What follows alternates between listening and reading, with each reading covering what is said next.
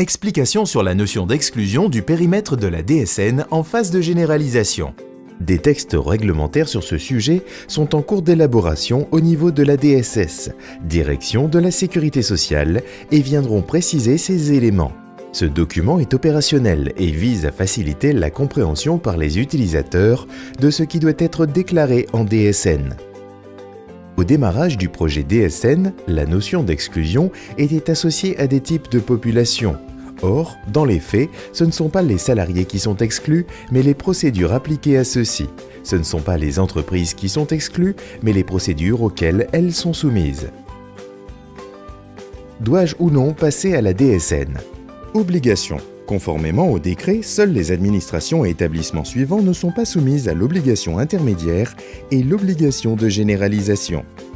Administration publique centrale et services déconcentrés. Collectivités territoriales, établissements publics de santé, établissements publics à caractère administratif. Le reste des employeurs est soumis à l'obligation de généralisation de la DSN de janvier 2016. Il convient par ailleurs de noter que l'exclusion ne signifie pas en sens inverse une interdiction d'utiliser la DSN, mais que cet usage s'opère uniquement dans les limites des procédures non exclues. Les exclusions de procédures de la phase de généralisation. Les régimes spéciaux ou spécifiques inclus en phase 3 sont CPRP-SNCF, CNIEG, CAMIEG, CRP-CEN, CPRNPAC. Pour CPRNPAC et les régimes complémentaires, leur démarrage interviendra courant 2016. Les autres procédures particulières relatives à des régimes spéciaux sont ainsi exclues pour le moment de la phase 3. ENIM, CAVIMAC, CPR RATP, Banque de France, Opéra de Paris, Comédie Française, Assemblée Nationale, Sénat, CNBF, CANSSM, Port Autonome, Strasbourg-Lyon, Chambre de commerce, Administration pénitentiaire, Enseignement, Lycée agricole et régime additionnel des enseignements du privé. Cela ne signifie pas que les entreprises concernées sont exclues.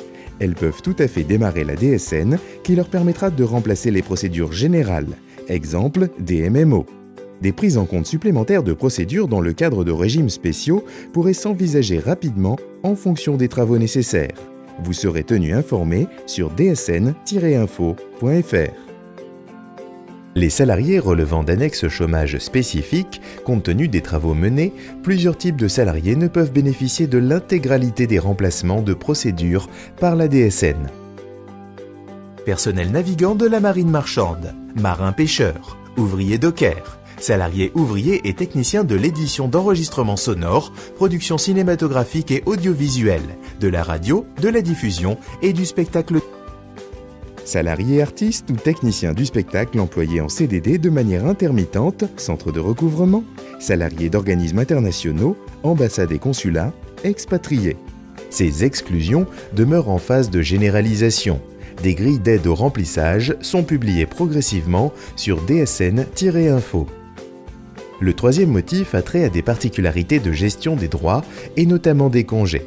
Sur ce champ, compte tenu des études menées à ce jour, les caisses suivantes seront intégrées au dispositif courant 2016 pour remplacement des procédures associées. La CCVRP, les congés du bâtiment et travaux publics, les congés spectacles, la CRPCEN. Les procédures des caisses de congés suivantes seraient en revanche exclues, les dockers et la manutention transport. À noter, l'émission de DSN par les caisses de congés payés, CCP, est structurellement hors champ de l'obligation car concernant des échanges interorganismes. Il est impossible dans le cadre des cinématiques DSN en place de prévoir l'usage de la DSN par les caisses de congés comme émetteurs de DSN. Compte tenu de la conception même du système, stockage des données organisé par contrat, d'une manière générale, tous les échanges interorganismes, dès lors que l'émetteur n'est pas directement une entreprise, sont exclus de ce périmètre. La gestion des exclusions des phases 1 et 2. Certaines procédures prévues en phase 3 ne l'étaient pas dans les phases précédentes. Ceci n'empêche pas les entreprises d'entrer dans une phase ou une autre, tant qu'elle prend les mesures nécessaires pour que les procédures encore exclues ne soient pas émises en DSN. Les entreprises dont le SIRET commence par 1 ou 2 ne peuvent démarrer en phase 1, elles doivent nécessairement commencer en phase 2.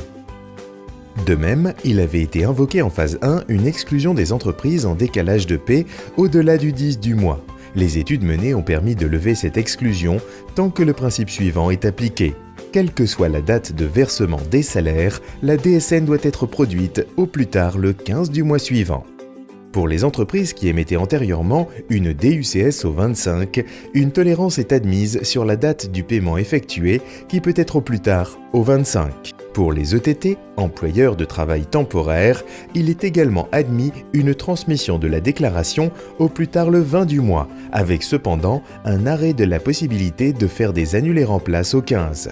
La production à ce jour d'une DUCS 2 mois plus tard ne sera plus acceptée en DSN. Les conditions transitoires qui seront mises en place concernant les paiements sont en cours d'étude. À compter de la phase 2, le motif d'exclusion des populations dont toutes les procédures ne peuvent être traitées devra être renseigné. Pour les autres données, des grilles de remplissage selon des catégories de population seront proposées sur DSN-info. Le démarrage en phase 1 ou 2 de ces entreprises ne permet de remplacer que les procédures prévues dans ces phases, à destination de Pôle emploi, l'assurance maladie, la DARES, les URSSAF et les organismes complémentaires pour la radiation, pour les salariés désignés comme exclus, c'est-à-dire la DMMO dès la phase 1 si l'entreprise y est soumise, les DSIJ pour les salariés qui relèvent du régime général ou agricole. Les procédures chômage traitées au niveau de Pôle emploi dans le cadre général, avec exclusion d'usage pour les populations listées dans des tableaux d'exclusion de population phase 1 ou 2 selon le cas, le recouvrement de cotisations de toute nature par les URSSAF en phase 2. Les formalités de radiation envers les organismes gérant des contrats collectifs complémentaires dès la phase 1 et le relevé mensuel de mission pour les entreprises de travail temporaire en phase 2. Toutes les autres procédures appliquées à ces personnels resteront à renseigner selon les anciennes modalités.